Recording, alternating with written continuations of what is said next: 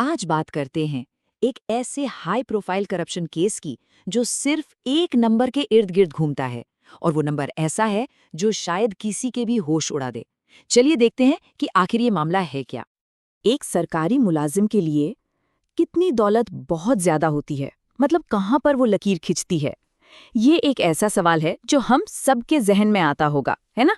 और बस यही सवाल इस पूरी पड़ताल के दिल में है। 829%। जी हाँ, सही सुना, 829%। ये सिर्फ एक आंकड़ा नहीं है, ये वो पहाड़ जैसी दौलत है जो एक सरकारी अफसर ने अपनी जानी पहचानी कमाई से कहीं कहीं ज्यादा जमा कर ली। ये नंबर ही अपने आप में इस केस की पूरी कहानी कह देता है। तो आखिर ये मामला है किसका? ये मामला है धर्मेंद्र सिंह भदौरिया का, एक अफसर जिनका 38 साल का लंबा करियर अब जांच के घेरे में है, और इल्जाम आय से कई गुना ज्यादा संपत्ति बनाने का। जरा यहाँ देखिए, एक तरफ 38 साल की सरकारी नौकरी, मतलब करीब करीब 4 दशक, और दूसरी तरफ उस नौकरी से हुई कुल कमाई से 8 गुना से भी ज्यादा की संपत्ति का आरोप। मतलब जमीन आसमान का फर्क है। वाकई यकीन करना मुश्किल है। तो सवाल ये उठता है कि भाई ये सब कुछ सामने आया कैसे? इसका जवाब मिलता है एक बहुत बड़ी और सोची समझी रेड में।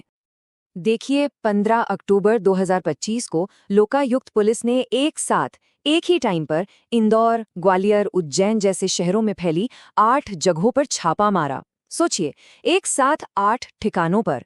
इससे अंदाजा लगाया जा सकता है कि ये कितनी बड़ी और वेल प्लान्ड कार्रवाई रही होगी। और इन छापों में जो मिला वो किसी दबे हुए खजाने से कम नहीं था। ये तो बस एक झलक थी उस दौलत की जो पर्दे के पीछे जमा की गई थी। जरा इस लिस्ट पर नजर डालिए। 4 किलो सोना, 7 किलो चांदी, 2 करोड़ रुपए से ज्यादा तो सिर्फ कैश मिला। ऊपर से वॉल्वो, फॉर्च्यूनर, इनोवा जैसी लग्जरी गाड़ियों की लाइन। और ये तो बस कुछ चीजें हैं, ये आंकड़े ही काफी है पूरी कहानी समझने के लिए। लेकिन रुकिए, कहानी यहीं खत्म नहीं होती। ये सिर्फ कैश और सोने की बात नहीं थी। जांच करने वालों को इंश्योरेंस पॉलिसी, बैंक लॉकर के कागजात और न जाने कितने तरह के इन्वेस्टमेंट पेपर्स मिले। यहाँ तक कि बच्चों ने फिल्मों में भी पैसा लगाया हुआ था, उसके भी सबूत मिले। मतलब पूरा एक नेटवर्क फैला हुआ था। अब इन सारी प्रॉपर्टीज में एक चीज ऐसी थी जो सबसे अलग, सबसे आलीशान थी। एक बनता हुआ सपनों का महल, जिसे आप इस पूरी संपत्ति का ताज कह सकते हैं। और इस बंगले की कीमत अंदाजा लगाइए, पूरे 10 करोड़ रुपये। जी हाँ, 10 करोड़। ये इतनी बड़ी रकम है जो एक सरकारी मुलाजिम की पूरी जिंदगी की कमाई से भी कहीं ज्यादा होती है। घर तो घर, उसे सजाने का प्लान भी शाही था। सिर्फ फर्नीचर के लिए जो चीन से मंगाया जाना था, उसके लिए 1.5 करोड़ का बजट था, सिर्फ फर्नीचर के लिए। और सुनिए, घर में एक प्राइवेट होम थिएटर भी बन रहा था, उसका बजट 50 लाख रुपए। और अब ये देखिए, घर की छत पर लगने वाला सिर्फ एक झूमर, सिर्फ एक, उसकी कीमत थी 22 लाख रुपए। सोचिए, एक झूमर की कीमत में तो एक अच्छा खासा घर आ जाता है। ये बताता है कि किस लेवल की शानो शौकत की तैयारी थी।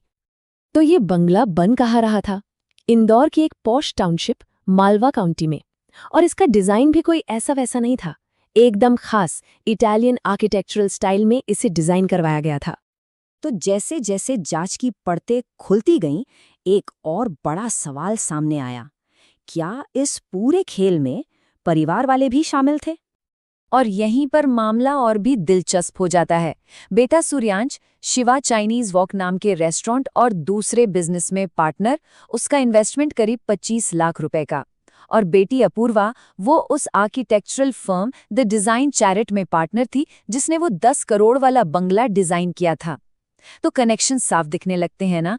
ये एक तरह से पूरा फैमिली अफेयर लगता है।